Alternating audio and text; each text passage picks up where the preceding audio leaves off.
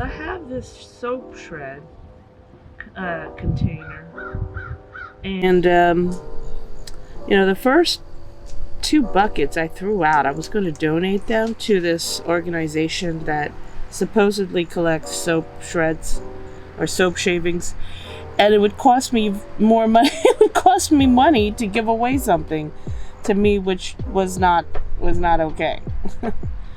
um, but we found a really great solution, which is we have these little soap pouches, and here's this soap shred bucket. And sometimes my husband does not care if his soap smells like one thing. So we just throw this in here, and he and I have these little scrubby pouches, and they could be made of all kinds of materials.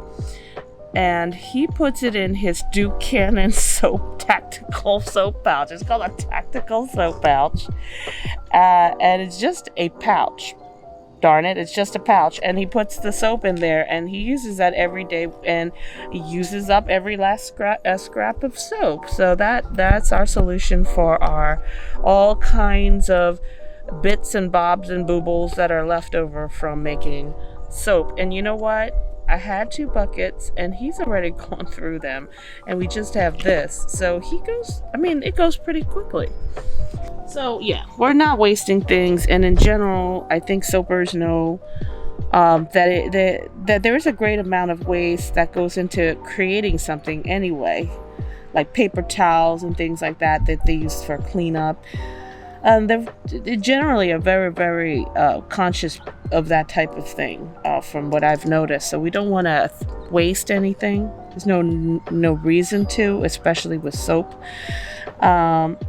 So just use it. Just use it. Put it in one of those little shower pouches, soap pouches, as they're called, made of sisal or nylon textured material or whatever they're made out of, and just use it for your shower. And it's some people actually sell the soap shavings also. But they go pretty quickly. They don't last as long as a bar of soap. So it's just a good thing if you want to do it for yourself, if you are a soap person. So this little guy here is my lemon soap. I had someone from my other job. And by the way, I teach art. So of course I love doing crafts and something creative. But I've taught art for 20 years. So someone at my job asked for a kitchen soap, something that they could just like wash their hands after preparing food. Maybe they've handled some fish or something like that. Something that would kind of cleanse the odor of fish or anything from their hands. So I made a lemon soap as she requested, but in here I have some powdered lemon peel for some exfoliation. This is a powdered version that's a little finely ground. I'm not sure if I like it this fine, but we're gonna see. I usually dehydrate lemon peels myself and then just grind them in a coffee grinder that I specifically have to just grind up my dry ingredients.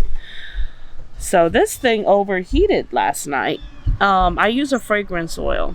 So I use a lemon fragrance oil blend from two different manufacturers because I know that one of them is very tried and true, has a great fragrance, and it's not just lemon. It's I think there's some notes of other things in here. But whatever is in these different fragrance oils, depending on the fragrance, makes your soap behave differently. Sometimes drastically. This one started to overheat, and I developed a little bit of like hairline cracks. We'll even get gel phase, which is the heating, go all the way throughout the whole bar of soap, which gives it. The plus side is it makes for a harder bar of soap. The second plus side is it makes for an intensely colored bar of soap, and that's why people actually force gel phase by throwing their soap in the oven, into a warmed oven, not a hot blazing oven, into a warmed oven. So I noticed that this yellow was just intense, and it could be from the mica colorant that I use, or it could be from that gelling. I mean, soapers are by no means chemists or anything like that, but there's a little bit of chemistry that does happen with everything. So, all right. So this bar of soap is going to be nice and hard. My formula is pretty good for that. This is what I don't like. This dimple. This is from the heat actually warping the silicone, which I can't, or stretching it. I just don't believe, I can't believe how that happens. And you're supposed to use silicone in ovens as a baking thing. I mean, these are originally used for baking loaves of breads. So here we go. I'm going to just knock off the edge to this. Just take the little bit of this lavender off here. Just knock off the edge here all at once.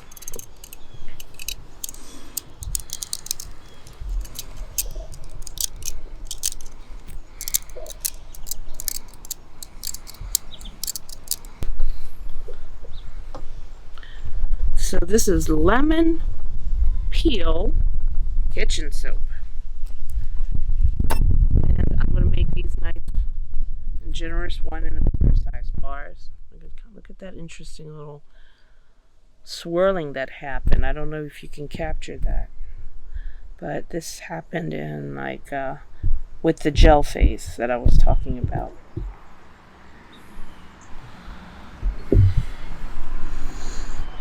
I think I have a stamp of a little lemon someone gave me for free when I got another stamp. And I was thinking, what am I going to do with this tiny thing? I think I'll use it.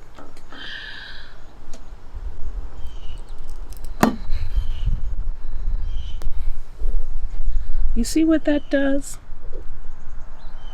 Now I'm going to have to cut that and waste soap.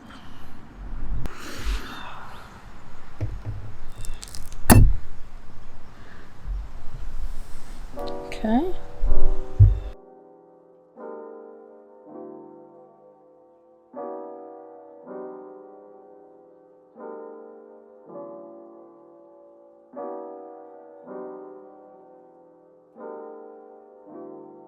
So here's my little extra sample size soap. Things like this that have this, it's really quite a shame. I can't shave this down. I have to literally cut off this piece here. So I'm just going to inch it over just to the point where the problem area stops, right here. So I just cut off the problem area. And it's not a whole lot of soap, but it is something. It's nice and flat. This one's a little bit bigger. Let me just move it over here.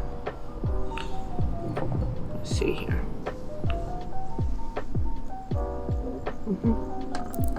There. It's really not that big a deal, but whatever.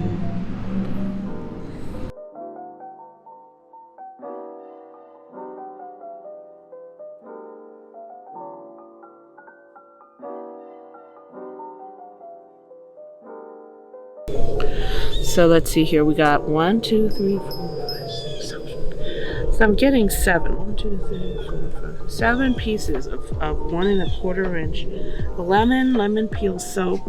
Now 3 of these are promised to the person I was just talking about, Miss Kia. I call her Miss Kia. But there will be 4 bars on sale. I might make another because lemon is just, it is a good seller. It's a very reliable seller because everybody loves that fresh fragrance. So, all right. So the next time I see you, we'll be showing you the stamping, and maybe the finished group of bars that are going to go into our Etsy store. Okay, have a good morning.